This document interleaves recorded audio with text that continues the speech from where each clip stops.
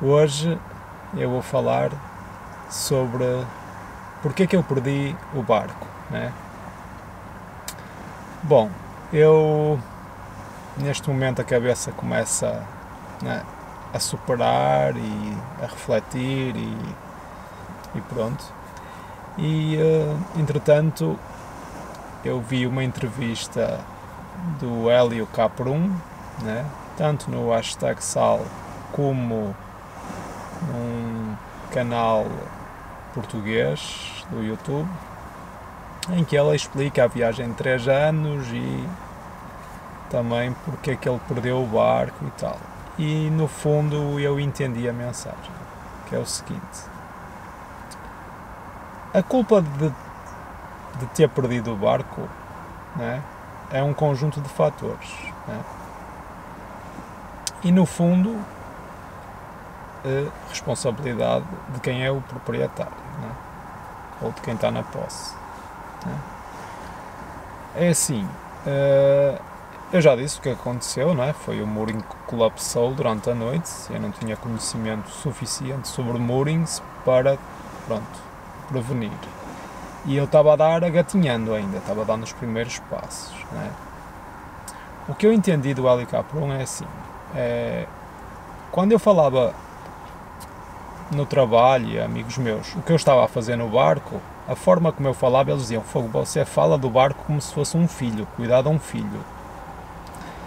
Mas os ingleses, segundo o Caprum, o Hélio, os ingleses tratam o barco por she, como se fosse uma mulher, né? Então a partir daí o cuidado já não é um filho, não é? Um filho a gente educa, uma mulher a gente cuida, né?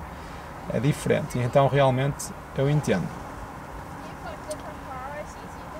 Bom, a gente, quando a partir do momento que decide ter um barco, a gente que fica sempre na água, a gente tem que ter noção de que temos que cuidar mesmo, temos que ser honestos com o barco, assim como cuidamos de uma mulher. Não podemos ser falsos a tempo todo. E o que aconteceu? O nome Candyman veio com o barco. E eu dizia a todo mundo ria, né, desse nome, e eu dizia: não, eu não tenho culpa do nome, o que interessa é o barco, e eu um dia vou mudar o nome, né? Então foi como se eu tivesse feito uma promessa ao barco: olha, esse nome um dia vais receber um nome dedicado, pronto, que corresponde a tua alma com a minha, né? E o que aconteceu? Eu fui fazendo a regra número 1 do skipper, que é o seguinte: conheça o seu barco por dentro e por fora antes de fazer uma travessia, ou um passeio grande, ou uma velejada maior, né? E foi isso que eu fiz. Eu cuidei, tratei da bilge pump, limpei o porão, pintei o barco de outra cor, troquei o fogão, tirei o aquecedor da água que passava o gás por trás do quadro elétrico, tirei o gás de trás do quadro elétrico, refiz toda a tubulação de gás para o fogão, comprei adaptadores para a botija grande e um adaptador para a botija pequena. Pronto, se eu ficar sem a pequena, tenho a grande. Então eu fui fazendo tudo no barco para poder morar a bordo o tempo que eu quisesse. Se eu quisesse passar uma semana, quisesse passar um mês, eu tinha condições no barco, né?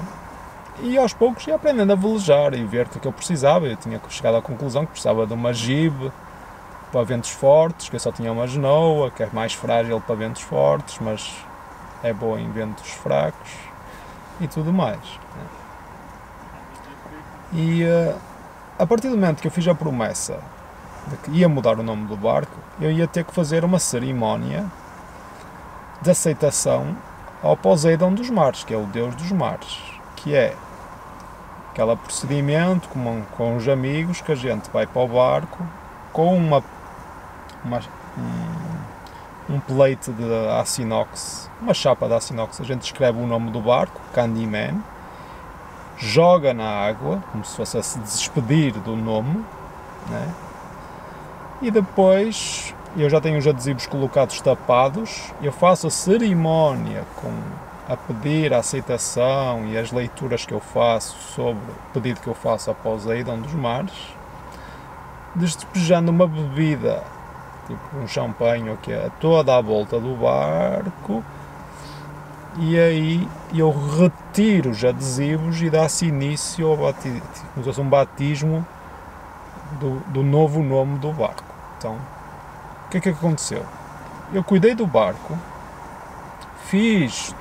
pintei, não sei o quê, mas a promessa de trocar o nome eu não cumpri. Né? E eu acho que isso, né, pesou um pouco. Eu devia, se eu não gostava do nome e eu tinha prometido que ia trocar o nome, eu devia ter feito o procedimento antes da primeira viagem, das 100 milhas que eu fiz. Então eu cuidei de tudo e no fundo fui fazer a viagem, né? sem fazer o batismo, que o batismo nada mais é que... E eu digo mais, estava sempre acontecendo porcarias no barco porque eu não fiz esse batismo.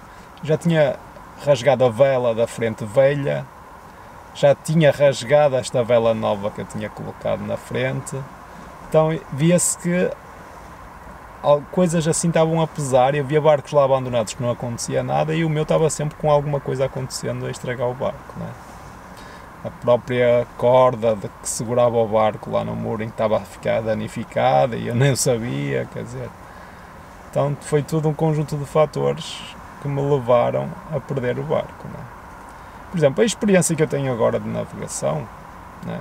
Se eu soubesse o que sei hoje, por exemplo, no dia da tempestade, eu tentava uma vez pôr no mooring, tentava duas, não conseguia, eu tinha a vela da frente danificada, o que é que eu ia fazer? Eu ia cruzar essa ponte para o outro lado e atrás dessa ponte é tranquilo, punha a âncora, baixava essa vela, entendeu? E esperava a maré baixar, que a maré cada 3, 4, 5, 6 horas ela baixa, ou até pernoitava lá e no dia seguinte, se a maré estivesse baixa, ia lá e punha no mooring, quando não tivesse tão forçado o mooring, né? E mais, se eu sei que a maré com a lua estava muito mais alta, se eu soubesse, trocava a âncora, que eu tinha duas âncoras, eu tinha uma mais forte, trocava a âncora e punha a âncora também. Já deixava a âncora fora do local onde se guarda a âncora com as cordas e as correntes, já deixava tudo fora e prendia o mooring e soltava a âncora na mesma. Caso o mooring arrebentasse, estava lá a âncora ao menos para segurar o barco, né? Não deixar que ele se arraste tão facilmente. Então são tudo coisas que eu podia ter. É tal coisa, o LK1 também, ele perdeu o barco porque ele não esperou o mar se acalmar para dar a entrada lá. O barco estava a precisar de umas manutenções e ele, acabou entrando num momento que as marés estavam muito mexidas e o barco perdeu a quilha. O meu também. Eu durante uma tempestade eu meti o barco num mooring que já estava a ficar fragilizado, né? E eu devia ter, continuado a velejar aqueles dias, punha o barco atrás da ponta ancorado, ia comprar mais suplementos que eu precisava para café da manhã e comer. Comprava esses suplementos, ia no meu dinguizinho, fácil, o meu carro estava próximo, eu podia pegar o carro na mesma e comprar esses suplementos. E assim que as coisas acalmassem, eu voltava, né? Voltava e punha o barco em segurança, né? Então, pronto, já é mecanismos que eu já estou, pronto, a gente, de tanto apanhar, a gente acaba entendendo que podia mudar um bocado o procedimento daquilo que a gente faz, né? Então é isso. Já estava com as tintas para pintar o fundo, estão lá em casa. Eu já tenho até vou falar para vocês e depois quero que vocês comentem. Eu já tenho um modelo exatamente igual ao que eu tinha para comprar. Eu preciso só de um empurrãozinho assim para conseguir. Então é só juntar mais um mês ou dois de dinheiro, eu consigo comprar esse barco, né? O que é que vocês acham? Vocês acham que eu devo comprar exatamente o mesmo modelo que eu já conheço, que eu já tenho o fogão, que eu já tenho a mainsail que eu posso colocar, acabar a pintura desse barco, que esse barco precisa de manutenção, por isso é que está barato, que é que acham? Acham que eu devo fazer a mesma coisa? Se eu gosto daquele modelo, eu sei como é que ele é, eu já conheço o design, né? Acham que eu deveria, sim, colocar o meu fogãozinho, não tem mainsail, podia, ele tem 2 ou 3 velas lá dentro, mas não tem furling, é só içar e descer, até é melhor, que estas tempestades a gente, se não tiver nenhuma vela até lá no barco, é melhor ainda. E eu ia só ter que comprar o Absolute para proteger a vela. O meu spray hood também eu ia trocar, eu tenho a estrutura, eu acho que ele precisa ser até modificado para ficar um pouco mais alto, porque ele podia ser maior em relação ao boom, está muito baixo, então fica uma janelinha para aí deste tamanho, que é pequena. Mas é isso, resumidamente, acham que se eu tiver a chance de comprar um barco igual ao que eu tinha, eu compro e fico aqui mais 2 ou 3 anos e um dia vendo antes de ir embora? Ou acham que eu devo investir todo o dinheiro que eu consegui nos próximos 2 anos, colocar na poupança em Portugal e ir à Europa buscar um barco ainda melhor? Não sei, eu acho que vocês, cada um tem a sua opinião, eu vou analisar as opiniões, porque no fundo, o que eu disse para os meus amigos aqui, por isso é que esse barco apareceu, que é, eu só quero comprar um barco barato para velejar, entendeu? Para dormir, der para dormir, der para cozinhar e velejar aqui, brincar, fazer umas regatas e me especializar mais naquilo que eu estava aprendendo, né? Mas claro, o sonho é ter esses barcos europeus, né? Um Jeanneau, um Beneteau, um Ansa, ou seja lá o que for, até 30 pés, quem me dera conseguir um barco desses, né? Mas eu sei que também para conseguir comprar um barco desses eu tinha que trabalhar muito mais, né? E é sofrido ver que eu perdi um barco, né? Eu trabalhei 4 anos, é assim, a minha história de vida aqui é, eu comecei do nada, eu vim com $1000 no bolso e uma sacola de roupa e comecei, comprei uma bicicleta de ferro que eu amarrava para poder chegar no trabalho mais depressa, amarrava na biblioteca, pegava o ônibus ali e só para juntar para o primeiro carro, e comprei um Audi A4 Station Wagon 2.4 V6, só me dava problemas elétricos, vendia por metade do preço, comprei este Toyota. É fácil fazer manutenção, os mecânicos adoram estes carros para fazer manutenção, que a gente abre o capô, sabe logo qual é o problema. E não dá um problema, não dá. Se a gente fizer só a manutenção em dia, estes carros são muito, muito bons. E à custa de comprar um Toyota consegui juntar rápido para um barco, entendeu? Mas é isso. Não quero ficar muito amarrado ao que se aconteceu, mas já estou a explicar o porquê, né? A gente tem que cuidar com verdade, sendo honesto, e com carinho. A gente não pode forçar muitas velas, a gente não pode forçar muito o estaiamento, a gente deve contornar as tempestades, saber, né, como atuar em todos os momentos, bons e maus, conhecer o barco sempre por dentro e por fora. E de resto é isso, é uma maravilha, a sensação de ter barco, a gente, pronto, veja que a minha cara já mudou, agora que apareceu outro barco eu já estou, já estou a levantar o meu astral, como dizem os brasileiros, né? Fui-me abaixo, assim, fisicamente e tudo, que o problema inicial foi que o barco desapareceu por 3 dias, então eu estava coração quebrado. Uma semana anterior eu estava a curtir cá ao Island, e vi golfinhos e dormi né, com fogãozinho novo, tudo a funcionar no barco. Já estava habituado ao barco, assim, que eu digo uma coisa, eu trabalhei duro e a diferença entre vida é a gente estar preso a um sistema. Quando a gente está preso ao sistema, a gente não consegue filosofar, a gente não faz parte do universo. Quando a gente tem um tempinho para pôr as ideias no lugar, e eu vi ao fim de 2 dias de lá a dormir no barco, que eu estava na meu aconchego, né? Dormia, cozinhava, cuidava do barco, aí a cabeça começou-se a abrir, o estresse do trabalho desapareceu, até parecia-me assim, a sensação é que eu já estava há 1 ano de férias, assim, e eu conseguia até já pensar em conteúdo para fazer estes vídeos. Coisa que a gente, quando está preso ao sistema, a gente fica aquela rotina dia a dia, sempre a mesma coisa, sempre a mesma coisa, sempre a mesma coisa, passa mais tempo dirigindo. A gente, quando está no barco, a gente nem pensa em carro, já nem pensa em nada, né? O barco passa a ser a nossa vida. Mas é isso, vivendo e aprendendo. Eu sei que cometi um erro, talvez ter o fundo em euros não beneficia, porque eu vi 88% das pessoas que veem estes vídeos são do Brasil, né? Se calhar eu devia ter criado o fundo em reais. Eu tenho conta no Brasil, que eu morei 12 anos no Brasil. O meu pai está lá, meu pai está aí no Brasil. Meu pai mora em Natal, no Rio Grande do Norte. Eu estudei Direito no Brasil, eu morei 12 anos no Nordeste. Fiz muito mountain bike lá, adorei, tenho amigos lá ainda que... Não queria que meu pai vendesse a casa no Brasil.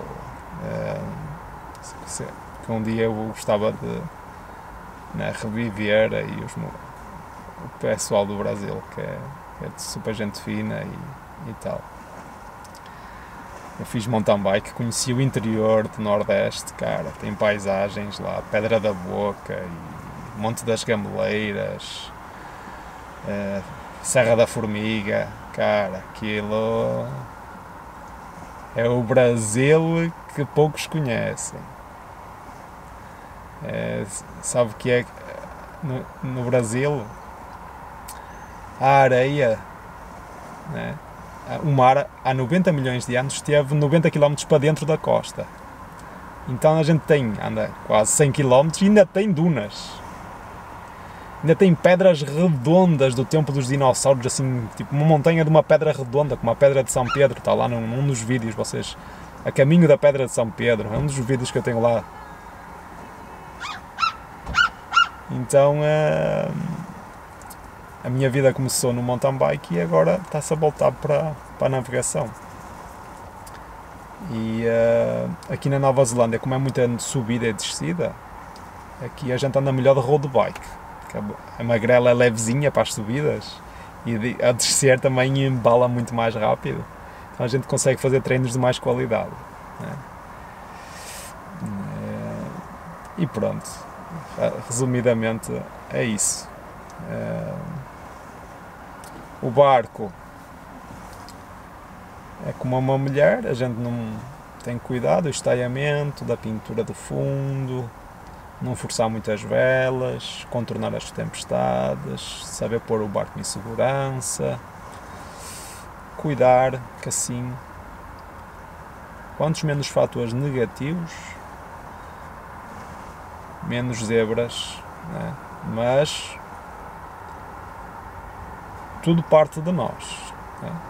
Tudo parte de nós. A partir do momento que a gente assume uma responsabilidade sobre uma embarcação, aí o barco só se quebrou porque, primeiro, eu não estava a bordo. Se ele tivesse ido à deriva de noite e eu a bordo, o GPS avisava-me, né? Eu não estava a bordo e eu não conhecia nada sobre moorings, e a promessa que eu tinha feito ao Poseidon dos mares para trocar o nome do barco eu não fiz. Então é isso. Eu podia ter contornado também um pouco a tempestade, né? Tirando isso, era isto que eu queria compartilhar com vocês. Se gostou, dê um like, se inscreva no canal e, se puder, dar uma doação, nem que seja de 5 euros, eu agradeço, que você está a contribuir para que eu mais rapidamente volte a ter um barco, né? Então eu estou a pôr os pontos nos is. Se vocês quiserem que eu compre um barco barato igual ao que eu tinha, só que vai passar por manutenção até voltar a velejar, ele precisa de manutenção. Não vai ter o mesmo motor, por dentro já não tem o Velvet.